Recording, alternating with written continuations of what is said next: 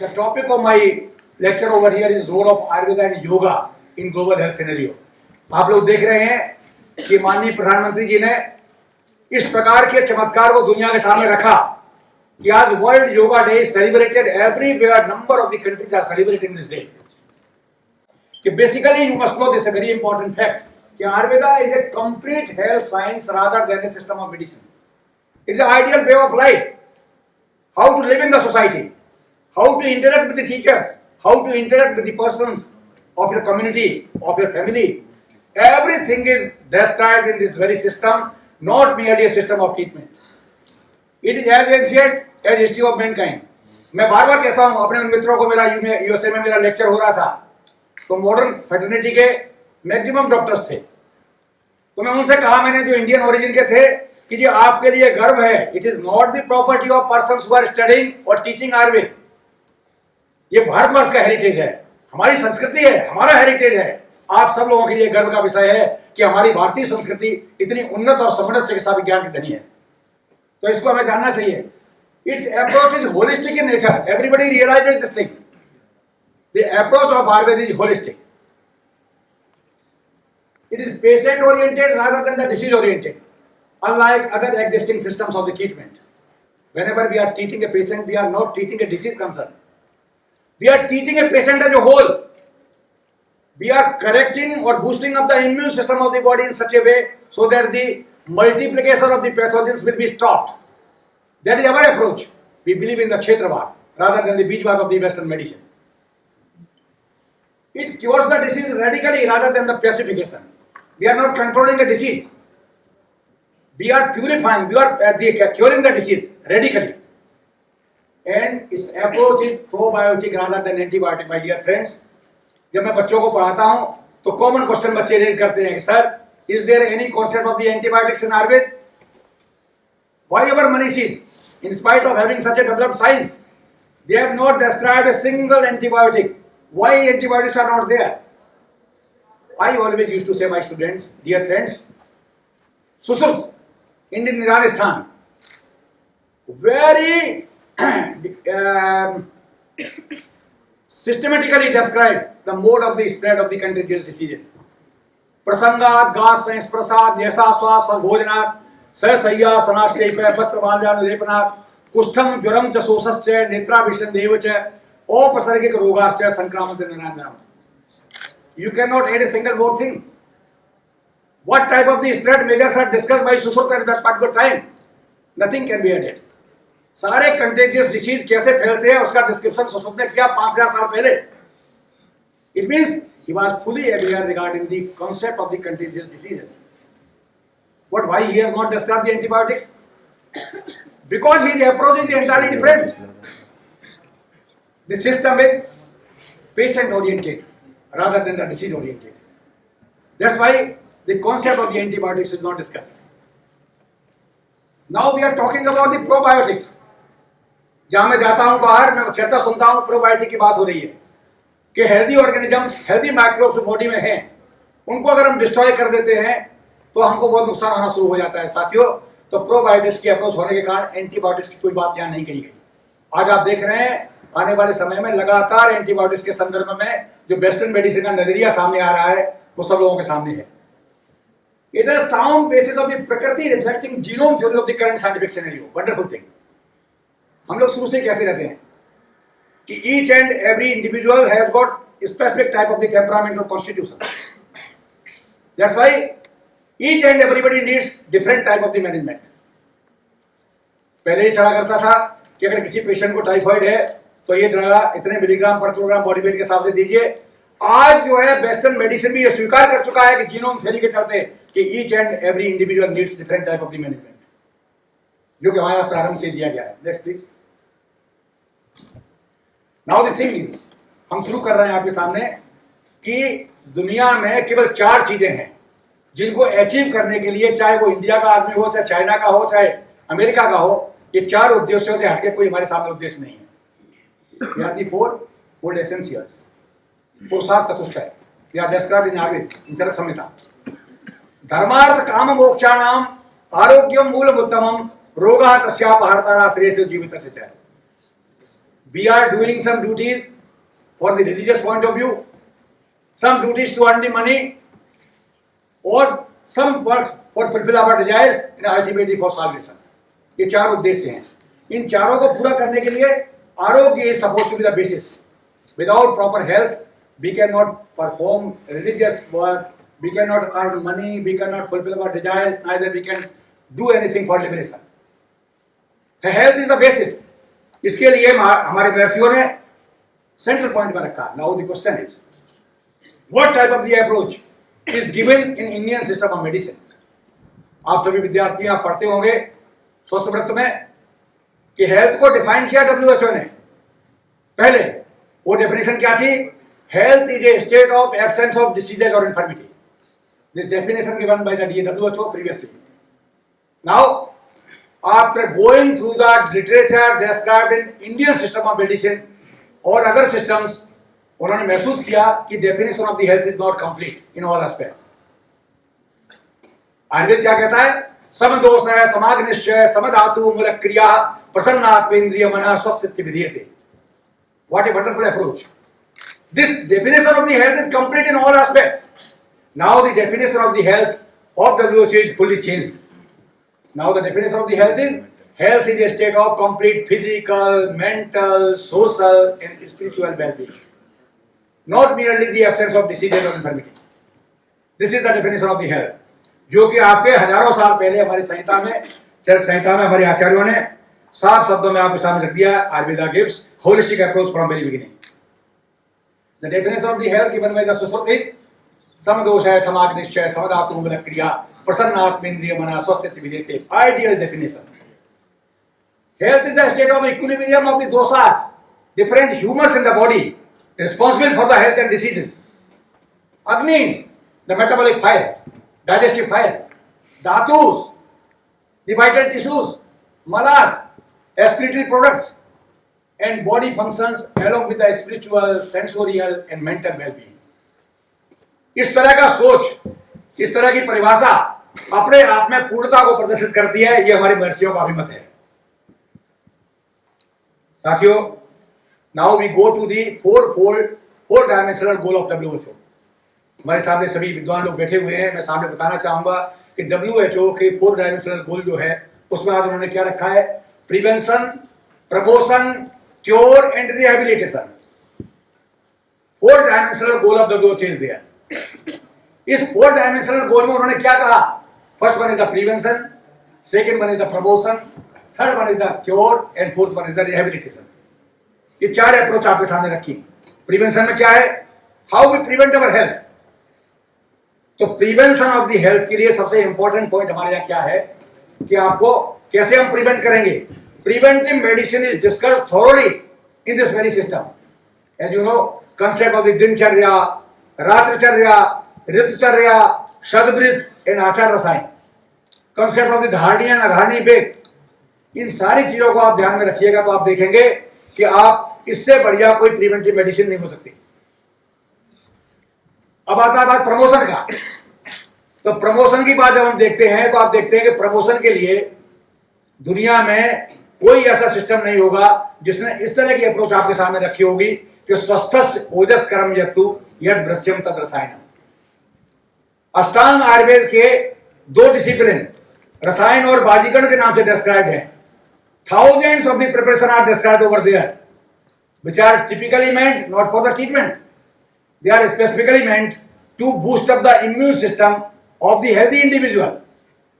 स्वस्थ व्यक्ति के स्वास्थ्य को और समुन्नत करने के लिए जो औषधियां बताई गई हैं वो रसायन तंत्र के नाम से आती हैं. सेक्सुअल हेल्थ को प्रमोट करने के लिए जो डिस्क्रिप्शन किया गया है वो बाजीकरण के लिए आता है. वो किसके लिए है? स्वस्थ व्यक्तियों के लिए. They are meant for the promotion of different type of the promotion of the health of different individuals. Along with the Rasayan and Bajikaran, yoga is another discipline which is specifically meant for the promotion of the health.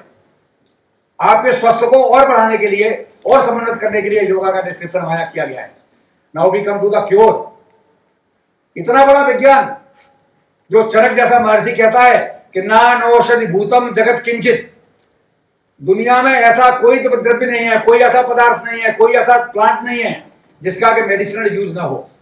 But only thing is, if you are not aware regarding the medicinal quality of a particular herb, so you cannot use it. आपको जानना चाहिए आप उसका कैसे प्रयोग करेंगे। तो इस प्रकार के नानो सद्भूतम जगत किंचित, इसके अलावा 3 तरह की चिकित्सा हमें बताई गई। Daiva vyapashraya, that is the divine therapy, yukti vyapashraya, that is the rational therapy, and sattvavajaya psychotherapy.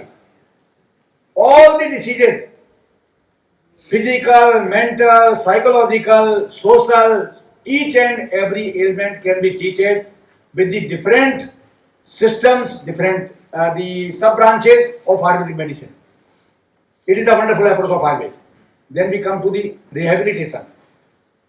In Panchakram section, we know the Sansarjan Kram. Sansarjan Kram means restoration of the normalcy. Disease के बाद patient आता है, उसको rehabilitate करने के लिए, उसे कहेंगे आप प्रकृति स्थापन, restoration of the normalcy तक क्या डाइट का प्रयोग करें, क्या डीट्स कराएं, इन सारी चीजों का डिस्क्रिप्शन किया गया है। ये शो करता है कि ये बहुत ही महत्वपूर्ण है। तो ये चारों चीजें जो है आयुर्वेद से हम पूरा कर सकते हैं। तो Ayurveda is basically meant for the human welfare. Now the prevention, we have already discussed regarding these concepts. Ahara, nidra and ब्रह्मचर्य आपने पढ़ा होगा। 3 उपस्तंभ बताए गए हैं आयुर्वेद में। ये 3 उपस्तंभ क्या है? आहार, निद्रा और ब्रह्मचर्य। आहार का जो कॉन्सेप्ट हमें बताया गया है, पथ्य का कॉन्सेप्ट बताया गया, आपको आश्चर्य होगा और ये जान के बड़ा निराशा भी होगी कि even the Ayurvedic physicians, they are not prescribing diet as a part of treatment. The prescription of the Ayurvedic physicians of present era is basically drug oriented. They are simply writing this drug, that drug. We must pay equal attention to the different type of the diets. मेरा एक व्याख्यान हो रहा था एक university में, तो एक वाइस चांसलर थे, basically he was chemist, chemistry जैसे के पीएचडी थे। तो उन्होंने क्वेश्चन किया कि doctor Tomar, you are telling कि उड़द की दाल गुरु होती है और मूंग की दाल लघु होती है। As a scientist I basically feel कि there is no difference between the moong and urad as far as the protein content is concern, amino acids are concern, they are quite similar. तो why you are saying this is guru and this is laghu? What do you mean by the guru? Meaning heavy to digest, laghu means easy to digest. बोला how is it possible? मैंने कहा I can not satisfy you at this moment, but after some time I will give the proper answer. In Bangalore conference, World Conference, I was there. I was delivering a keynote lecture over there. Professor Gupta was sitting. Professor Gupta ने खड़े होकर के बोला, तो मैंने याद किया कि आज से 2 साल 3 साल पहले डॉक्टर तोमर का एक लेक्चर था, उसको मैं अटेंड कर रहा था। तो उन्होंने कहा कि उड़द की दाल गुरु होती है और मूंग की दाल लघु होती है। तो मैंने इनकी बात को नहीं माना। बाद में मैंने स्टडी करने के बाद मैं जर्मनी गया, वहाँ डिस्कशन मेरा हुआ और लोगों के साथ मेरी चर्चा हुई, तो पता चला कि मूंग की दाल के जो एसेंशियल अमीनो एसिड्स होते हैं उनकी चेन इजीली ब्रेकेबल है, और उड़द की दाल के जो अमीनो एसिड्स होते हैं उनकी चेन जो है बहुत डिफिकल्ट से ब्रेक होती है। तो this is guru and laghu. तो concept narrated by our ancestors in such a way कि that can be explained in the scientific manner, but only thing is you must have the scientific temper.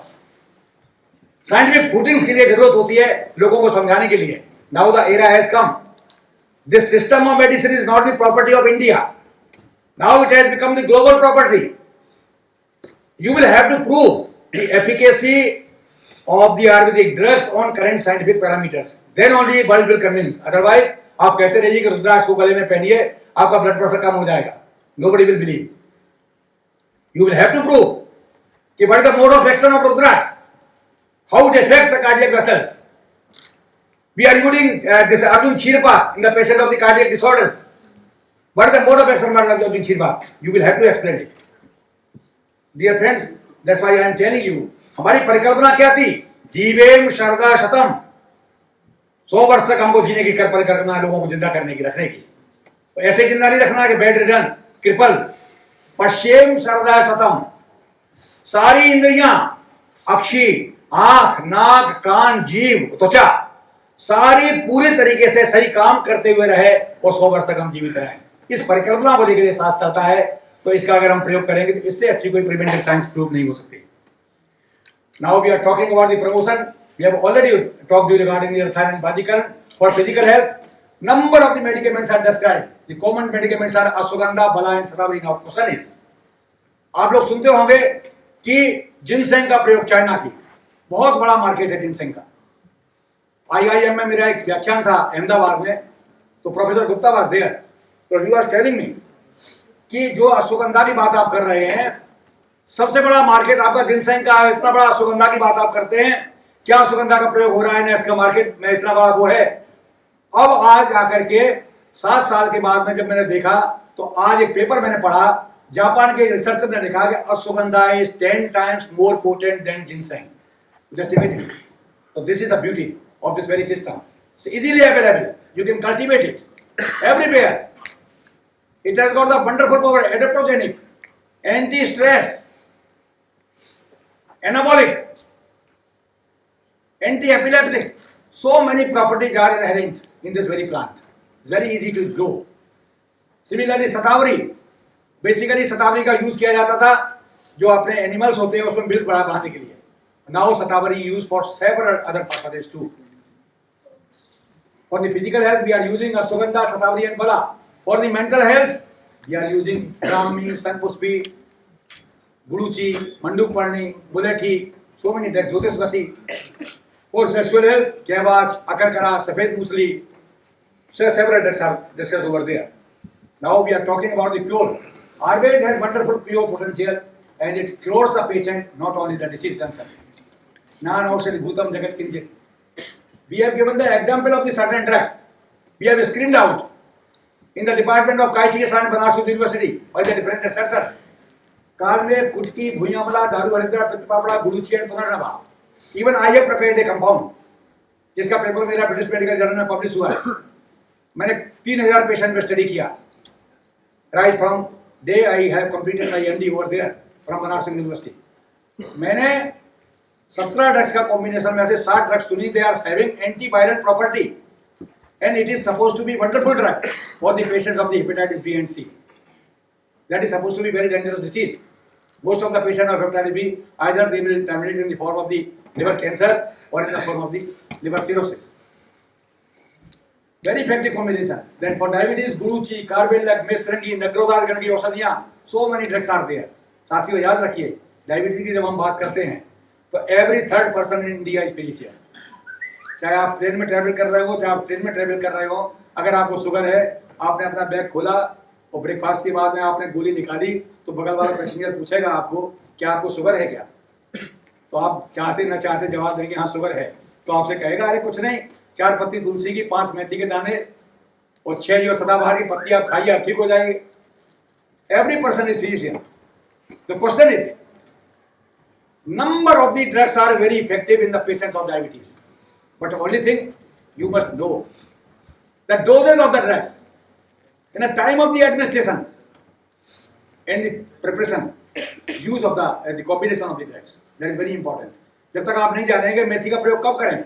आप देखते हैं कि सारी हमारे यहाँ की परंपरा है कि कोहड़े को पंपकिन, या हमारे बनारस साइड में उसको कोहड़ा कहते हैं, या आप कद्दू कहते हैं, पंपकिन कहते हैं। उस पंपकिन की सब्जी कहीं बनाई जाए देश में तो मेथी से छोकी जाती है। उसको जीरा नहीं डालते, मेथी डाला जाता है। मेथी क्यों डालते हैं? मेथी has got the specific power to delay the absorption of the carbohydrate in the gut. Excessive calories को एब्जॉर्प्शन को रोकती है, इसलिए मेथी का प्रयोग करते हैं। तो मेथी का प्रयोग डायबिटीज में अगर करना है तो सवेरे खाना खाने के 2 घंटे पहले, 1 घंटे पहले करिए। तो किस दवाई का प्रयोग कब करना है, कौन सी दवाई beta cells of the pancreas को स्टिमुलेट करके इंसुलिन बढ़ाती है, कौन सी दवाई peripheral utilisation of the glucose के लिए लाभकारी है, ये आपको जानना चाहिए। जब आप जानेंगे तभी आप इसके बारे में प्रॉपर जानकारी दे पाएंगे। Similarly bronchial asthma is another hazard. जब हम बात करते हैं तो most of the asthmatic patients are allergic in nature. जब एलर्जी की हम बात करते हैं तो मैडम के सामने मैं दृष्टा मेरी नहीं होगी, मैं एक बताना चाहता हूँ कि जब कोई बात समझ में नहीं आ पाती कि बीमारी क्या है तो कहते हैं इसको एलर्जी है। Now the question is, my dear friends, allergy is not limited on the physical articles only. हो सकता है कि डॉक्टर देवेंद्र जी को एलर्जी किसी टीचर से हो तो मैनेजमेंट से कह के उससे कहें भैया इसका छुट्टी कर दो, दूसरी जगह चल जाएगा, ये भी हो जाएगा। किसी विद्यार्थी से एलर्जी हो तो क्लास टीचर उसका क्लास चेंज करा देगा, सेक्शन बदल दो, ये भी हो जाएगा। लेकिन भगवान न करे कि एलर्जी पति और पत्नी के बीच में हो जाए तो this is only the alternative, क्या आपको अलग होना है। आयुर्वेद जैसी चिकित्सा, इतना बड़ा विज्ञान, जिस विज्ञान ने आपके सामने इतना बड़ा चमत्कार सामने रखा कि how to treat the allergic disorders and what is allergy. सात्म्य और असात्म्य का कॉन्सेप्ट आप जब पढ़ेंगे विद्यार्थियों, आपने देखा होगा, सात्म्य means the things which are suitable to our body, असात्म्य मीन्स अनसुटेबल, अनहोलसम। एक शब्द आता है ओकसात्म्य, आप लोगों ने पढ़ा होगा विकृति विज्ञान में। ओकसात्म्य क्या होता है कि जो चीज असात्म्य होती है, अनसुटेबल होती है, अगर उसको वाइजली यूज करें धीरे धीरे करके तो वो सात्म्य हो जाती है, सुटेबल हो जाती है। इस कॉन्सेप्ट को आचार्य भागवत ने पादांशिक क्रम लिख करके सिद्ध किया। नाउ द क्वेश्चन इज, पादांशिक क्रम जो शब्द दिया कि ग्रेजुअली धीरे धीरे उसको यूज करते करते डोज को बढ़ाते जाइए और वो बॉडी को सुटेबल हो जाएगी। My dear friends, we can not live without dust, without smoke in India, neither we can change the change of weather, everything you will have to face. Now the question is, we will have to develop the adaptability in the individuals so that we can face the allergic situations. Antigenic जो effect हो रहा है उस antigens को हम suitable बना लें so that the provocation of the attack will not be there.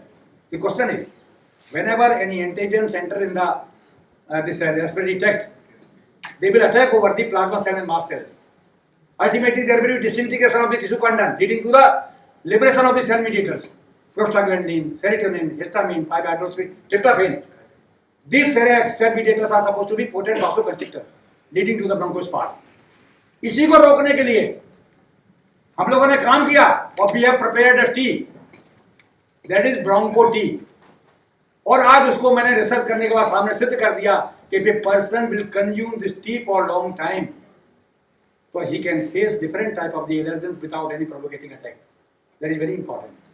दूसरी बात, दही किसी को साथ नहीं आता। माताएं हमारे पास आती हैं बच्चों को लेके कि हमारे बच्चे को दूध सूट नहीं करता, हम वेजिटेरियन हैं, हम उसको प्रोटीन क्या दें।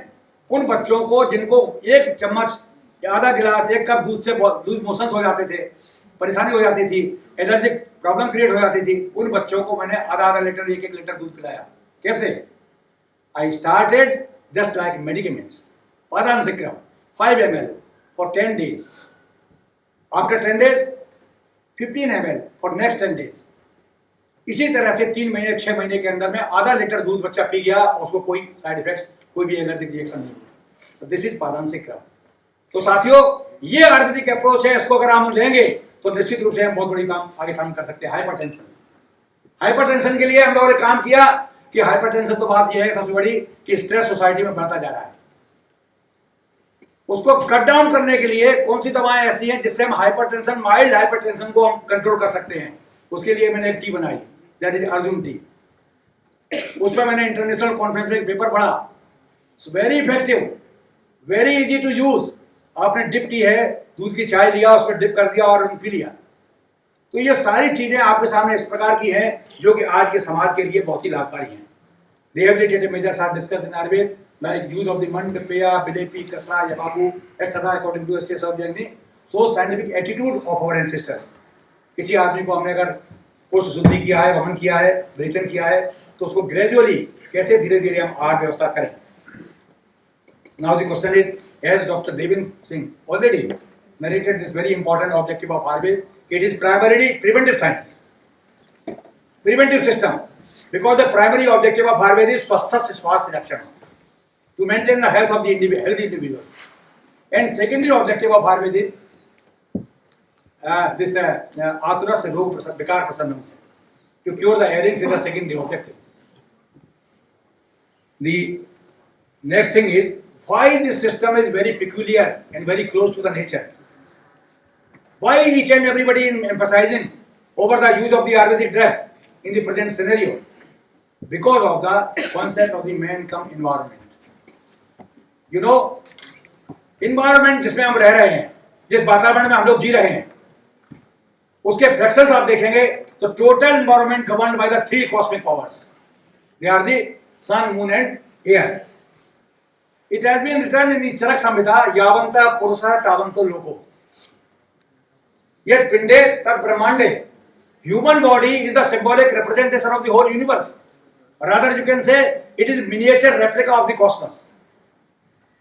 Miniature replica of cosmos.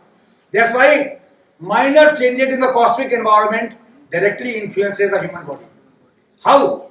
Because 3 cosmic powers in the form of the moon, sun and air we have got the representative of the three cosmic powers in the human body in the form of the Kapha is the representative of the moon, Pitta is representative of the sun, and Vata is representative of the air. That's why it has got the wonderful approach of the chronobiology. इससे बड़ी chronobiology का example आपको कहीं नहीं मिल सकता. इसलिए हम कहते हैं कि this system is very much close to the nature. और जितना हम नेचर से दूर हटते जा रहे हैं, कंक्रीट के जंगल खड़े कर रहे हैं, उससे हम लोग प्रकृति से दूर होते जा रहे हैं और तमाम नई नई बीमारियों को जन्म दे रहे हैं. मैंने आपको बताया था एंटीबायोटिक्स की थ्योरी के बारे में कि आप कहते हैं 1981 में जब पहली बार एड्स का पेशेंट मिला, उस समय मैं बीएचयू में एमडी परस्यू कर रहा था. मैंने एक पेपर लिखा था. मैंने कहा था कि बार बार ये कह रहे हैं कि एचआईवी बॉडी के, ये नहीं है. उस पेपर में मेरा कहना था कि आयुर्वेद का प्रिंसिपल है ध्रुव चतुर्णाम सानिध्यात् गर्भस्याद्वित पूर्वक ऋतु क्षेत्राम बीजानाम समग्रयातन कुर्वत था. ये हमारा क्षेत्रवाद है. 4 चीजें जरूरी है किसी भी चीज को पैदा होने के लिए, चाहे वो अंकुर को पैदा होना हो, पेड़ को पैदा होना हो, या किसी रोग को पैदा होना हो. They are the field. Field में इम्यूनिटी, आपकी इम्यून सिस्टम प्रॉपर है, nutrients proper pH for the growth, and season suitable time, and seed. Pathogen is the fourth one. Merely entry of Mycobacterium tuberculosis is not sufficient to develop tuberculosis. Remember this thing. If you analyze normal flora of the healthy individuals, you will see number of the persons are having presence of the Mycobacterium tuberculosis. In spite of that, each and everybody is not suffering from tuberculosis. Why? Till your immune system is not compromised, your immunity is not decreased at a particular level, there will be no multiplication of the pathogen concern. Or till these pathogens are not in the concentration of the desirable numbers, there will be no disease. इसलिए हम आपको बताना चाहते हैं कि हमारी system क्या है, हम चाहते क्या है, हम करना क्या चाहते हैं, हमारा सिद्धांत क्या है. हमारा सिद्धांत है कि इम्यून सिस्टम को हम सही रखें. While we are treating a patient of tuberculosis, we are not giving anti-tubercular drugs. We are giving the drugs which bolster the immune system so that they work as a bactericidal and bacteriostatic. So this is our approach. Now we are talking about the concept of the psychosomatic ailments. पहले हम सुना करते थे ulcerative colitis, bronchial asthma, hypertension, diabetes. These are the common diseases which are psychosomatic in nature. Now you see number of the ailments are there added over there. बहुत सी बीमारियां हैं psychic और mental level पर, trauma है और somatic manifestation हो रहा है. आयुर्वेद में प्रारंभ से ही कहा गया आगंतुरन्वेद निजम विकारम निजम तथागंतुर पे प्रवर्धा. निज विकार आगंतुर में, आगंतुर निज विकार में, शारीर मानस में, मानस शारीर में परिवर्तित हो सकते हैं. इसलिए साथियों ये कॉन्सेप्ट प्रारंभ से हमारे यहाँ कहा गया, इसको हमें ध्यान देना चाहिए. Now my dear students, my dear friends, remember this thing. किसी रोग को ठीक करने के लिए उसकी पैथोलॉजी जानना जरूरी है. Previously it was believed by the western medicine. जब शुरुआत हुआ वेस्टर्न मेडिसिन का, तो उनकी भी फिलॉसफी यही थी कि disease is nothing, it is the result of decrease और increase quantum of different humours. Ayurveda में शुरू से लिखा हुआ है विकारो दोष वैषम्यम दोषाम्यम रोगता. दोष था तुम्हारा मूलम ही शरीरम. साथ में हमारे लिखा है कि नास्ति रोगा बिना दोषई यस्मात् तस्मात् विचक्षणई अनुत्तमपि दोषाणाम निंगरि व्यापिपाचरेत. Right from very beginning Ayurveda narrates this very important thing from very beginning. Now the question is, now the theory is again changed. Now they are talking about the theory of free radicals. जिसके पास जाइए doctor साहब आपके आयुर्वेद में कोई antioxidants नहीं है, free radicals को ठीक करने के लिए कोई दवाई नहीं है. My dear friends, as you all know free radicals क्या होते हैं. Free radicals are those metabolites which are developed due to the faulty metabolism. They are reactive oxygen species. They are unstable compounds having deprivation of an electron in their external orbit. When they will circulate in the body with the help of the different channels, they are having the tendency to extract one electron from that particular part, leading to the disintegration of the tissue concerned. Development of the number of the diseases are there. If they enter in the coronary arteries, there will be coronary atheroma. If they enter in the synovial membrane of the knee, there will be arthritis.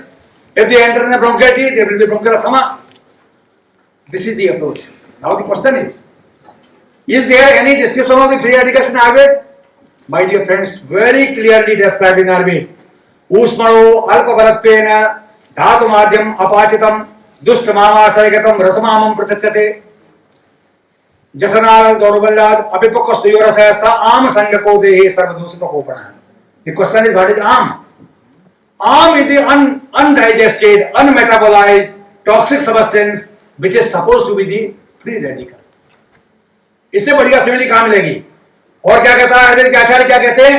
यत्रस्थमामं ब्रजेत्तमेवं देशं विशेषेण विकार जातै दोषेण येनावततं शरीरम तत् लक्षणम राम स्वल भविष्य. यह आम उत्पन्न होकर के शरीर के विभिन्न चैनल्स में के माध्यम से शरीर के प्रत्येक अंग में जाता है, और जिस अंग में ये रुक जाता है उस अंग का रोग उत्पन्न करता है. Exactly simile has been given to the free radicals. Now we have got the number of the medicaments worked as antioxidant. This is our approach. Now they are not still satisfied. Science है, science है, developing science. आज आप देख रहे हैं, मैं एक conference में गया, मॉस्को में कॉन्फ्रेंस हुई, थियरी ऑफ मेम्ब्रेन पैथोलॉजी. इन नई पैथोलॉजी आपके सामने रखी गई है. क्या है वो? Membrane medicine. Evolve by different discipline. Membrane pathology, cell pathology. क्या उन्होंने कहा कि disease is nothing, it is developed due to the hindrance in the transportation system of the cell membrane. आप जानते हैं कि सेल में पोर्स होते हैं, उसी सेल मेम्ब्रेन से इंटरसेलुलर कंपार्टमेंट से एक्स्ट्रासेलुलर कंपार्टमेंट बीच में ट्रांसपोर्टेशन होता है. उसमें अगर टॉक्सिन जमा हो जाएंगे, टॉक्सिन जमा हो जाएंगे तो हिंड्रेंस पैदा होगी, और जहां हिंड्रेंस पैदा होगी वहां डिसीज कंसर्न पैदा हो जाएगी. ये उनका अप्रोच है. क्या आयुर्वेद में इसके बारे में कुछ कहा गया है? कितना बड़ा सिमिली आपके सामने में रख रहा हूं. आपने स्रोतस पढ़ा होगा. स्रोतस के बारे में क्या कहा है? उन्होंने कहा कि 13 स्रोतस होते हैं. जनक ने कहा सुश्रुतों का 11 पेयर्स होते हैं. साथियों को स्थूल स्रोतस है. क्या परिभाषा दी गई? श्रवणा स्रोतांशी, जिनमें सरल होता है, यूजिंग होती है, वो स्रोतस है. संख्या क्या बताई? दे अपरिसंख्या, दे आर इन्यूमरेबल. ये संख्या होती है. तो उनके बारे में आचार्य क्या कहता है कि हमारे आचार्यों ने कहा, जैसे बच्चों को पढ़ाते हैं बायोलॉजी वालों को, कि cell is a structural and functional unit of living being. I am teaching my students of Ayurveda, स्रोतस is supposed to be structural and functional unit of living being. While we are talking about the cell pathology, membrane pathology, we are talking about the Srota pathology. Srota व्याकुंडी, इसको prove कैसे करेंगे आप देखेंगे कितना बढ़िया हमारे simile दी गई है कि कुपिता नाम दोषा नाम शरीरे परिधावताम यत्र संग खव्याकुंड्या व्याधि शत्रुपजाय. Vitiation of the dosas does not mean there will be vitiation of dosas. It is not merely responsible for the disease concern. There will be vitiation of the dosas. These vitiated dosas circulates all over the body with the help of the various channels. They will stagnate at a particular part. That is called as structural abnormality. Khavagundi means Srotovagundi. Srotovagundi means structural pathology. You can say membrane pathology. This membrane pathology is a basic factor for the development of the disease. इतना बड़ा विज्ञान हमारे आयुर्वेद में प्रारंभ से दिया गया है. Khavagundi has got the structural disease, has got the striking resemblance with the membrane pathology of the western medicine.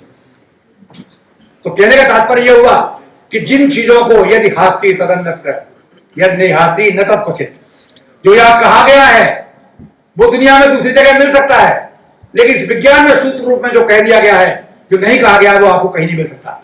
हम कंजर्वेटिव नहीं है कि हम कहते हैं कि आयुर्वेद में जो लिखा हुआ वो नहीं है. हमारा आचार्य इसकी लिबर्टी देता है हमको कि नई डिसीजेज अगर एग्जिस्टेंस में आती है तो आप कैसे बिहेव करेंगे, कैसे ट्रीट करेंगे. लेकिन as far as the principles are concerned, you will not have to be anywhere while you are facing a new type of the ailment. Now the question is, why this system of medicine has got the wonderful approach or the ideal treatment? कारण क्या है? हमारे चिकित्सा की परिभाषा क्या कहा गया? चतुर्नाम भिषगादीनाम सस्तानाम धातु व्यकृते प्रवृत्ति धातु साम्यार्था चिकित्सित विधीयते. किसी को फीवर हो रहा है तो टेम्परेचर उतारना चिकित्सा नहीं है. चिकित्सा क्या है? धातु साम्यार्था, धातु साम्य क्रियाश्चोक्ता तंत्र शास्त्र प्रयोजनम. धातु साम्य करना, restoration of the normality with the help of the various things. चतुर्नाम भिषगादीनाम, 4 limbs of the treatment are there. They are the भिषक द्रव्याण उपस्थाता रोगी पाच चतुष्टयम. भिषक means the physician, द्रव्य means the medicine, उपस्थाता means attending staff, and fourth one is the patient. इन चारों का ठीक होने के बाद में जो क्रिया हम करते हैं रोगी के सामान्य स्वास्थ्य में लाने के लिए, वही चिकित्सा है. आगे आचार्य कहते हैं याभे क्रिया विजायन्ते शरीरे धातवा समा सा चिकित्सा विकाराणाम कर्म तद विजामतम. जिस भी क्रिया के द्वारा हम शरीर की धातुओं को सामान्य अवस्था में लाते हैं वो चिकित्सा है। साथ ही साथियों, once we are examining a patient, remember this thing, don't examine the quantum of the disease concern, examine the quantum of the remainder health। अवशिष्ट स्वास्थ्य उसका देखिए, रोगी का रिमाइंडर हेल्थ कितना बचा हुआ है, after thoroughly examining the pulse of the patient. तो क्या करना होगा, because it is the quantum of the remainder health which decides the prognosis of the disease, nature of the therapy, doses of the drugs and duration of treatment. ये अगर आप ध्यान देंगे तो रोगी को अच्छी तरह से आप चिकित्सा कर सकते हैं। नाउ द क्वेश्चन इज, सामान्य रूप से बात सुनने को मिलती है कि क्रोनिक डिसीजेज में हमारे पास भी आते हैं काफी पेशेंट्स को, हमारे मॉडर्न कलीग्स, वेस्टर्न मेडिसिन के professors, even from the SGPGI Lucknow और from this Tata Memorial Hospital, ये सारे लोग जो पेशेंट्स आते हैं हमारे पास, ये कह करके आते हैं कि अब आप इसमें कुछ कर सकते हैं, क्योंकि इस पोजीशन ये है कि इसमें आपका कंट्रीब्यूशन क्या हो सकता है। Because the chronicity of the disease is basically due to two pathologies, this total immunopathology. Immunopathology किसकी वजह से होती है, दो चीजें होती हैं, स्रोतो दृष्टि, that is the membrane pathology and dislodged immunity. On other hand, patient की इम्यूनिटी डिसलॉज हो जाती है और उसको मेम्ब्रेन पैथोलॉजी तो ऑलरेडी हो ही रही है। How we are treating a chronic disease, we are treating each and every chronic disease with the शोधन चिकित्सा, that is पंचकर्म चिकित्सा। What is panchakarma? Panchakarma is not merely purification of the body through the lower gut and upper gut, purification of the body at cellular level, that's why the name biopurification has been given। Biopurification means purification of the body at cellular level। So we are doing this thing, we are removing membrane pathology with the help of the panchakarma चिकित्सा on one hand, and we are boosting up the immune system or restoration of the ozobal in the patient of the dislodged immunity with the help of the रसायन drugs। चाहे आप diabetes की बात करें, we are giving स्नाजतु रसायन, arthritis की बात करें, we are giving गुगुलु रसायन, फिर each and every chronic disease we are adding some रसायन drug along with the panchakarma चिकित्सा। That's why the results are very logical। After treating the patient by the dual angle, we can cure the disease up to maximum extent। Now the thing is, जो मैं genome theory की बात कर रहा था, आयुर्वेद में कितना बढ़िया डिस्क्रिप्शन किया गया है कि योग मानसम तो योग विद्या देश कालोपपादितम पुरुषम पुरुषम बीच सगयो विषगोत्तम। Very important. Here you know, each patient must be treated with a new angle, keeping constitution, habitat and type of treatment in the mind।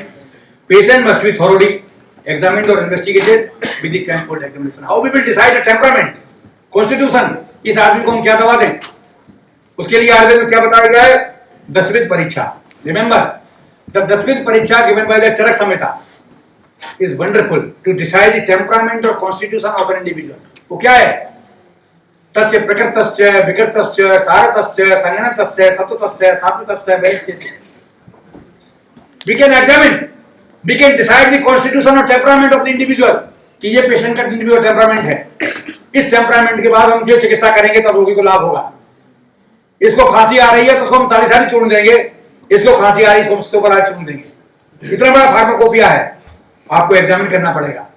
इसलिए जीनोम थ्योरी का डिस्क्रिप्शन जो आयुर्वेद में किया गया बहुत ही वैज्ञानिक ढंग से किया गया है। Now the most important thing, this plan has been sent to the government of India.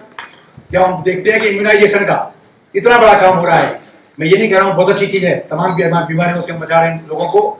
ये इम्यूनाइजेशन शेड्यूल 16वीं शताब्दी में आचार्य सारंग ने दिया, इसको हमने कहा कि जगह जगह इसका प्रचार प्रसार होना चाहिए, और भारत सरकार को मैंने ये योजना भेजी हुई है जिसको सैद्धांत स्वीकार भी कर लिया गया है। ये योजना है बाल्यम वृद्धिर छविर मेधा त्वक दृष्टि शुक्र विक्रमौ और बुद्धि कर्मेंद्रिय चेतो जीवितम 10 वर्ष। आचार्य सारंगधर ने 100 वर्ष के जीवन को 10 दशकों में उन्होंने बांटा, एक एक दशक, एक एक डिकेड, 10 डिकेड्स, और ये डिसाइड किया कि in each and every decade there is diminution of a particular बायोलॉस, diminution of a particular biofactor. Bioloss is there in a particular decade. In the first decade, childhood, that is corpulence. In second decade, growth. Third decade, complexion. Fourth decade, intellect. Fifth decade, skin, eyesight, sexual power, enthusiasm, decision-making powers and activities. Gradually, there will be loss of these things, these biofactors. क्या करेंगे इसको हम? उस दशक में किन किन औषधियों का प्रयोग कराया जाए so that we can prevent the loss untimely, immaturely. उसके लिए उन्होंने कहा कि बचा काश्मीरी and gold should be used between the age of the 0 to 10 years। आपने देखा होगा स्वर्ण प्राशन के प्रोग्राम हासन में तमाम पीछे साउथर्न स्टेट्स में आपके हो रहे हैं, उसके बड़े अच्छे प्रभाव सामने दिखने आ रहे हैं। ये करने से क्या होगा कि 1 से 10 साल तक होने वाली बीमारियों से हम बच्चों को बचा सकते हैं। पुअर लोग हैं, स्वर्ण प्राशन नहीं कर सकते, दे कैन यूज काश्मीरी एंड बचा as a representative. In second decade जिन बच्चों की ग्रोथ नहीं हो रही है, हाइट नहीं बढ़ रही है, अक्सर महिलाएं हमारे पास आती हैं कि हमारी बच्ची की हाइट नहीं बढ़ रही है, तो up to the 20 years we can use simply ashwagandha and shatavari and bala, 3 drugs combination. 3 दवाओं को आप प्रयोग करवाइए, साथ में कॉमन एक्सरसाइजेज कराइए, हाइट निश्चित रूप से बढ़ेगी और बढ़ने की पूरी संभावना है। थर्ड डिकेड कॉम्प्लेक्शन, दिस हल्दी और चंदन आप देखते हैं तमाम प्रिपरेशन विज्ञापन में आते हैं, हल्दी और चंदन के गुण समाये, उसका कोई चंदन हल्दी के गुण नहीं है, सब केमिकल्स हैं।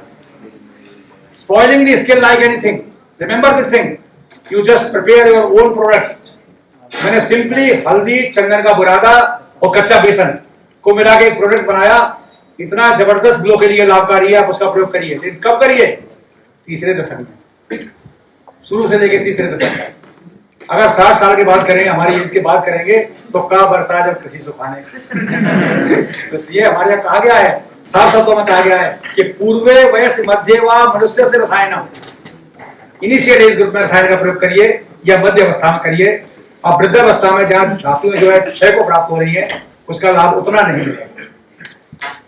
तो और सबसे इंपॉर्टेंट चीज आपके सामने हाईलाइट करने जा रहा हूं, इंटेलेक्ट। साथियों ये याद करिए, और आज यहाँ ये मैं आपके सामने बता के जा रहा हूं, इसका मैं 1 साल के बाद डॉक्टर देवेंद्र जी बुलाए ना बुलाए, मैं अपने खर्चे से आऊंगा और आपके पास पूछूंगा आकर के कि आपके आईक्यू में कितना अंतर पड़ा। इंटेलेक्ट के लिए 4 मेघ रसायन आचार्य चरक ने बताए हैं। मंडूक पर्णी स्वरस प्रयोज्या क्षीरेण यष्टि मधुको से चूर्णम रसे गुरुचा सबूल पुष्पा कलक प्रयोज्या खल संग पुष्पी। 4 चीजें हैं, ब्राह्मी, संग पुष्पी, गुरुची और मुलेठी। इन 4 चीजों को आप जो है प्रयोग करके देखिए तो आप विवेकानंद की तरह एक पाठी हो जाएंगे। मैं आपको विश्वास दिलाता हूं, मैं साइंस का विद्यार्थी, मैं साइंस कॉलेज का टॉपर रहा, आयुर्वेदिक कॉलेज में एडमिशन लिया, हमारे टीचर ने हमको छेड़ दिया। छेड़ा ये कहा कि आप कनिगम डिसेक्टर और ग्रेज एनाटॉमी लेके घूम रहे हैं, आप कभी जिंदगी में आपका रिकॉग्निशन नहीं होगा, आप संस्कृत से हेट करते हैं, आप कभी अच्छे आयुर्वेदिक चिकित्सक नहीं बन सकते।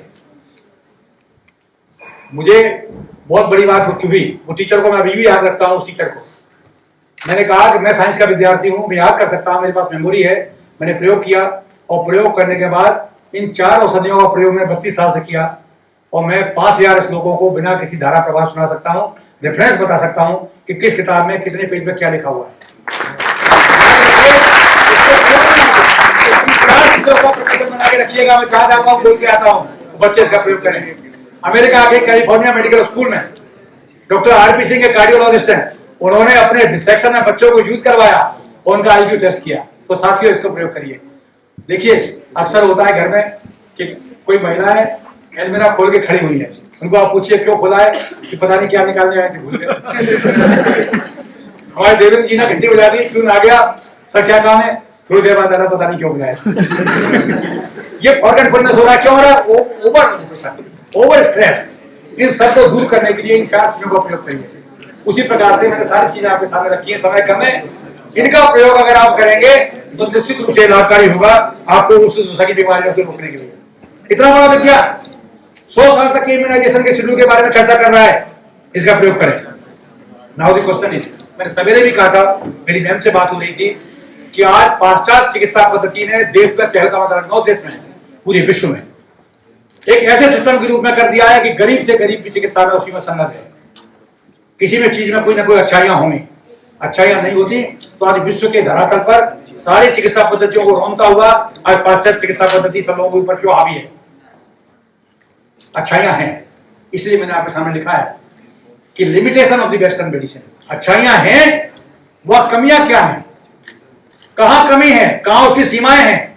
मैंने लिखा आपके सामने कि western medicine is much advanced in treating infectious diseases but has limitations in treating endogenous diseases like bronchial heart disease, diabetes mellitus, hypertension, peptic ulcer, rheumatoid arthritis, psoriasis and vitiligo. And provides only palliative treatment. It has to manage only acute symptoms, but neither the relief is long lasting nor this disease cannot be cured. Rather, it is likely to induce several side effects. It is proved. आप देखते हैं कि western medicine में हर drug में लिखा रहता है दिया साइड इफेक्ट्स, ये खाएंगे ये करेंगे, एंटीट्यूबरकुलर ट्रीटमेंट लंबे समय यूज करेंगे लिवर डैमेज होगा, एवरीथिंग इज रिटर्न, कोई छुपी चीज नहीं है। तो आपको आयुर्वेद में क्या अच्छाइयां हैं जिसको हम प्रयोग करें? तो merits of the Ayurveda therapy, कहां हमारी सीमा है, कहां हम इसका प्रयोग कर सकते हैं? Radical removal of the disease and it destroy cause rather than the symptoms. It is safe, it has got no side effects. Remember this thing, ये बात इसलिए कही जा रही है कि if the Ayurvedic medicines are prepared properly.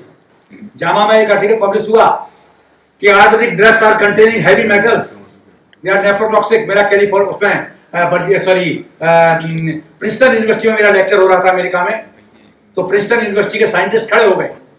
जब मैं बसंत कुसुमाकर के ऊपर बोलना शुरू किया, वो खड़े हो गए, no no no, we are not in the position to listen anything regarding heavy metals, no they are very dangerous, they will damage your kidney, no no no no, say about the herbal medicine.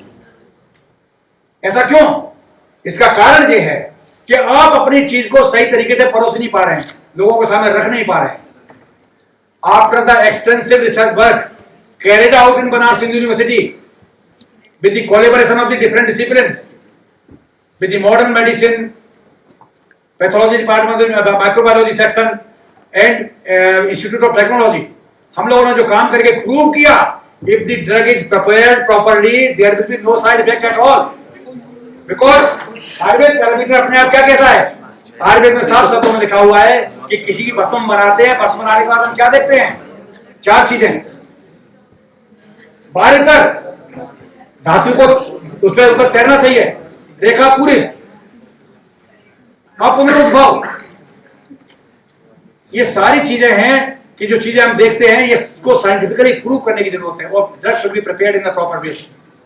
Mushroom growth of the pharmacy जो हो रहा है उसकी वजह से ये समस्या सामने आ रही है। दूसरी बात, हर्बल मेडिसिन के बारे में भी कह दिया जाता है सुगंधा में स्टीरॉइड्स है, तो प्लांट्स के जो स्टीरॉइड्स हैं, जो हर्बल फाइटो स्टीरॉइड्स हैं, दे आर डेंजरस, वो डेंजरस नहीं है, यूजफुल है। तीसरी बात, the drug should be procured from the proper habitat. Ashwagandha का पेड़ अगर आपकी रोड साइड में खड़ा होगा और वहां से आपने निकाल के रखा हुआ है, ड्रग में यूज किया है, it is not useful, because जो मेटल आपके बाहर निकल रहे हैं उसका जो लेड है वो एब्जॉर्ब कर लेता है, और उसका जो आप टेस्ट कराएंगे तो उसमें हेवी मेटल्स जरूर मिलेंगे। इसलिए अगर आपने हमारे आयुर्वेदिक नॉर्म्स को पूरा किया है तो हमारी औषधियां सेफ है, निरापद है। Now the crudopathy is another beauty of Ayurveda. अब आप देख रहे हैं आजकल मार्केट में कैप्सूल अश्वगंधा, कैप्सूल गुड़ूची, कैप्सूल पुनर्नवा, मैं इसका क्रिटिक हूं, मैं इसका बिलीव नहीं करता, क्योंकि औषधि की मात्रा 5 से 10 ग्राम बताई गई है, उस औषधि को 500 मिलीग्राम में कैसे पूरा कर दोगे? आपने 500 मिलीग्राम बनाया भी एक पार्टिकुलर टेम्परेचर पर, जिसका चूर्ण दिया जा रहा है, तो चूर्ण में इंडिकेटेड है, क्यों दिया गया चूर्ण में? कि काढ़ा में अगर देंगे तो उसके एल्कोहॉइड्स हैं, एक्टिव प्रिंसिपल सब स्पॉइल हो जाएंगे एक पार्टिकुलर टेम्परेचर पे, तो आपने जो एक्सट्रैक्ट निकाल के दिया वो कैसे प्रभावी होगा? इसलिए, और दूसरी बात क्या है कि सर्पगंधा was the drug which was used in Ayurvedic literature from years together. Thousands of the years we are using sarpagandha as a bhagad-booty. It was used in the patient of the hypertension, in the dose of the 5 to 10 grams in a day. There was no side effect at all. But along with the 251 alkaloids, reserpine is one of the common alkaloid which is detected from the isolated from the sarpagandha. Dr. P. Sarpendina. Minimum dose of the serpine is used for the patients of the hypertension. But if you use this serpine tablet for 1 month or 2 months, most of the patients complain suicidal tendency as a side effect. Because हमारा सिद्धांत है क्रूडोपैथी का, क्योंकि सर्पगंधा चूर्ण जब हम प्रयोग करते हैं तो इस सर्पगंधा के रिसर्पिन के जो साइड इफेक्ट्स हैं उसको ओवरकम करने के लिए अदर एल्कोहॉइड्स इसके अंदर होते हैं। तो हमको हमेशा क्रूडोपैथी की बात करना चाहिए। दूसरी बात, these herbs based on these preparations are basically based on living herbs, hence can be absorbed and accepted by your body more easily due to similarity in their biochemical constitution. Similarly, it is economic and easy to procure. तो ये हमारी औषधियों की अच्छाई है। Now this is the liberty. मैं आपसे कह रहा था कि नई बीमारी प्रकाश में आती है, चाहे वो एड्स आए, चाहे कोई नई बीमारी सामने आए, आप किताबों में खोजने की जरूरत नहीं है। चरक जैसा मनीषी स्पष्ट आपके सामने लिबर्टी देता है कि विकारा नामा कुशलो नहीं जिर्रियात कराचना नहीं सर्व विकारेषु नाम तो सद्वा स्थिति। According to the Ayurvedic principles, all diseases cannot be controlled successfully by knowing Agni status, involvement of Srotas and Ozoval of an individual. It is not necessary to know the name of each and every disease for its treatment. कोई जरूरी नहीं है कि आपको विकार जानना ही है। आप देख रहे हैं इसमें ओजबल का ह्रास हो रहा है, ये कॉज है निदान, प्रकृति, समुत्थान, स्थान विशेष, इसको देख करके आप चिकित्सा कर सकते हैं। इसलिए आपको जानने की जरूरत नहीं है कि नई डिसीज है, क्वाइट ए न्यू नेम। मैंने अभी क्रोनिक हेपेटाइटिस के लिए किताब लिखा, critical Ayurvedic clinical hepatology. Ayurvedic clinical hepatology में मेरा एक चैप्टर था chronic active hepatitis and persistent hepatitis, उसको मैंने नाम दिया यकृतगत दोष। We are quite a new name. अभी हमको एक प्लांट मिला, मैं 3-4 जगह गया, मैं गया गुवाहाटी गया, भुवनेश्वर गया, जहां जहां मैं गया ये प्लांट क्या है साहब, ये डायबिटीज का पौधा है। ये डायबिटीज का पौधा क्या है, कहां से आया, क्या है, ये सब ये पता नहीं है, ये साउथ अफ्रीका से आया है। सब जगह गया और खूब लोग यूज कर रहे हैं। डायबिटीज का प्लांट है, मैंने वहां से एक सैंपल लिया। उसकी अच्छाई ये है कि उसकी डंडी आप लगा देंगे तो लग जाएगा। मैं लेके आया, मैंने अपने उसको कल्टीवेट किया, ग्रो किया। ग्रो करने के बाद उससे मैंने 200 पौधे लगाए और 200 पौधे लगवाए जगह जगह। और उसका जब इन्फ्लोरेसेंस हुआ तो मैं बॉटनी डिपार्टमेंट में गया इलाहाबाद यूनिवर्सिटी में और 4 साइंटिस्ट की एक सेमिनार करवाया और मैंने आइडेंटिफाई करवाया। तो आपको जान के आश्चर्य होगा, इसका नाम था वर्नोनिया एमिग्लिना। और ये लैटिन नेम का जब वेल्थ ऑफ इंडिया में देखा तो there is no description of this plant in Indian literature. India का प्लांट ही नहीं है, साउथ अफ्रीका का है। और जब मैंने गूगल पर देखा तो पता लगा thousands of the research paper has published as a anti hyperglycaemic effect of this plant. तो मैंने कहा क्या करना चाहिए, तो मैंने उस प्लांट का नाम दिया मधुरांतक। मधुरांतक नाम दिया और एक किताब मैंने लिखी है तोमर द्रव्यगुणादर्श। उस द्रव्यगुणादर्श में एक चैप्टर दिया, उसका रस गुण वीर्य विपाक प्रभाव कर्म सब डिसाइड करके पूरा हमने इंट्रोड्यूस किया। तो कहने का तात्पर्य यह है कि लिटरेचर को एनरिच करने की ड्यूटी आपकी है। Don't deviate from the principle laid down by your mercies. अगर आप नहीं करेंगे तो कौन करेगा? इन्हीं प्रिंसिपल्स पर आप आगे बढ़ेंगे, प्रिंसिपल्स को सही रखते हुए। Now we are talking few things. समय अगर 5-10 मिनट और दे सकते हैं, 10 minutes doctor Devendra, is it possible? Only 10 minutes. Now we will talk something regarding the yoga. Role of the yoga is very important factor. आज हम करते हैं, लोगों को चिकित्सा करते हैं तो 3 चीजें ही बताते हैं, आयुर्वेद औषधियां, ये यौगिक पोस्चर और ये आहार विहार। सारे प्रिस्क्रिप्शन में मैं यूज करता हूं एज ए क्लिनिशियन। हमारे किसी पर्चे में आप देखेंगे उसमें योग भी लिखा होगा, उसमें आहार विहार भी लिखा होगा। तो जहां तक इनका सवाल है योग का, तो योग जो अष्टांग योग आयुर्वेद में बताएगा, यम नियम आसन प्राणायाम प्रत्याहार धारणा ध्यान समाधि, तो एक अष्टांग योग है, इसका डिस्क्रिप्शन किया गया है। और यहाँ पर जी health benefits of the yoga, physiological benefits, psychological benefits और basically improvement in the biochemic profile. ये स्टडीज बनारस यूनिवर्सिटी में प्रोफेसर डुप्पा के नेतृत्व में किया गया। वहां हम लोगों ने काम देखा, बहुत बढ़िया इंप्रूवमेंट मिलता है पेशेंट्स में इन योगिक पोस्चर्स के बाद। फिजिकल बेनिफिट्स में आप देखेंगे mainly include decrease in respiratory rate, pulse rate, heart rate, blood pressure, stable autonomic nervous system, and increase in the cardiovascular and respiratory efficiency. Similarly, as far as the physiological benefits are concerned, they include the increased body awareness, relieves chronic stress pattern in the body, refreshes the body by relieving muscle strain, relaxes the body and mind, centers attention and sharpens concentration.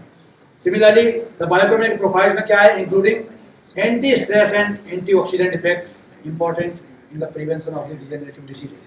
ये आपको देखने को मिलता है योगिक practice के बाद। We have recommended certain asanas for different type of the diseases. As in the case of the diabetes, we are using Ardha Matsyendrasana asana. In Ardha Matsyendrasana asana, there will be pushing or pressure of the knee on the pancreatic area. That's why there will be stimulation of the beta cells of Langerhans of pancreas. उसकी वजह से आपका insulin secretion बढ़ सकता है। ये Ardha Matsyendrasana asana, Nispand भाव and shavasana. Nispand भाव is very useful exercise.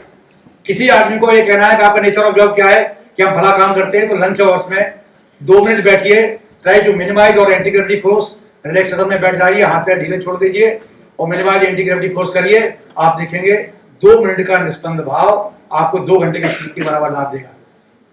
Napoleon Bonaparte घोड़े पर निस्पंद भाव की प्रैक्टिस करता था और 24 घंटे युद्ध क्षेत्र में रह सकता था। आप प्रैक्टिस करिए, पढ़ रहे हैं, पढ़ने के बाद थक गए, आप निस्पंद भाव करिए, फिर पढ़ने के लिए तैयार हो जाइए, आपको बहुत लाभकारी है। Similarly in the case of hypertension, नाड़ी शोधन प्राणायाम, निस्पंद भाव एंड शवासन। नाड़ी शोधन प्राणायाम क्या है? प्राणायाम सब लोग करते हैं, सबसे अच्छा कार्यक्रम में से कहते हैं सदाबहार प्राणायाम। ये नाड़ी शोधन क्या है?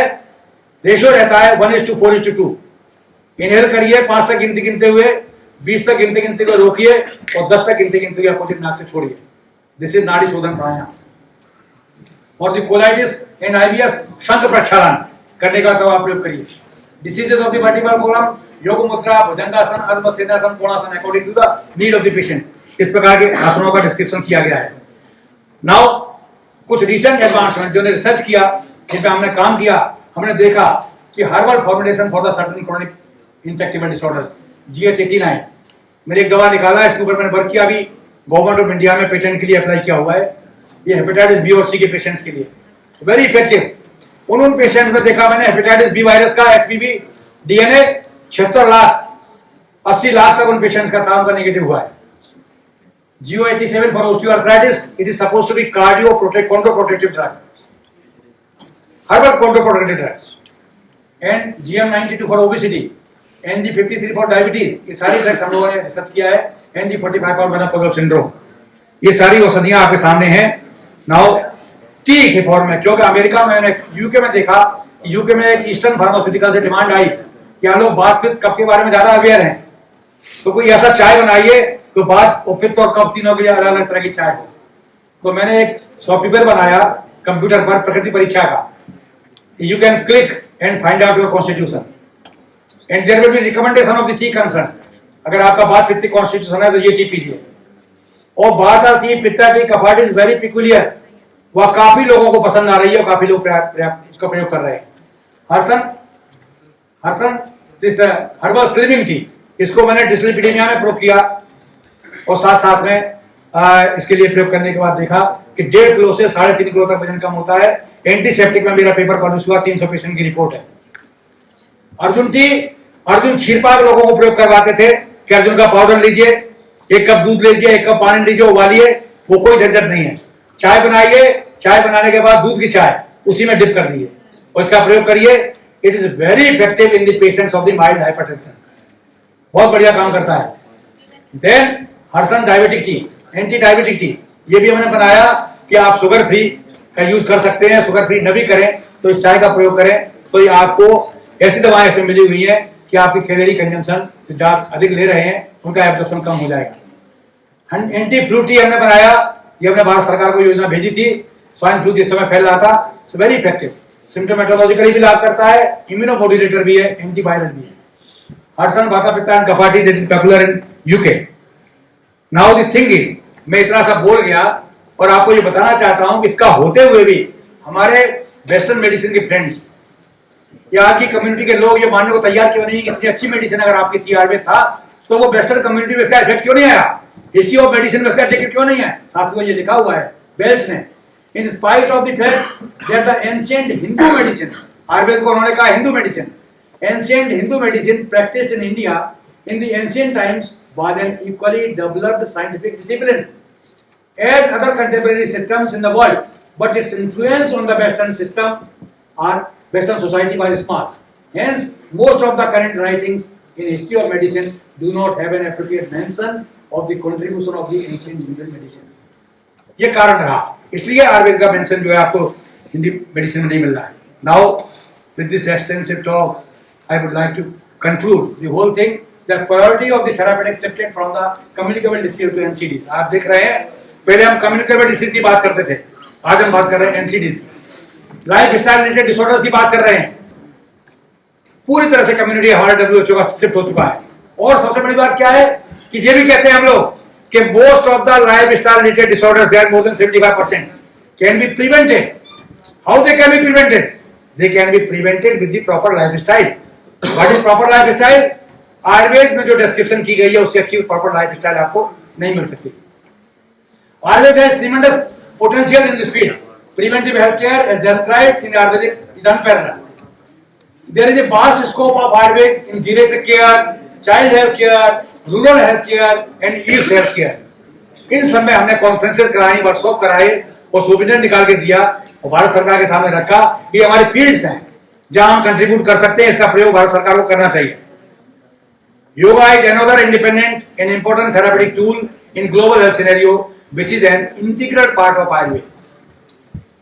Ayurveda and yoga can play a key role in achieving global health in the present scenario.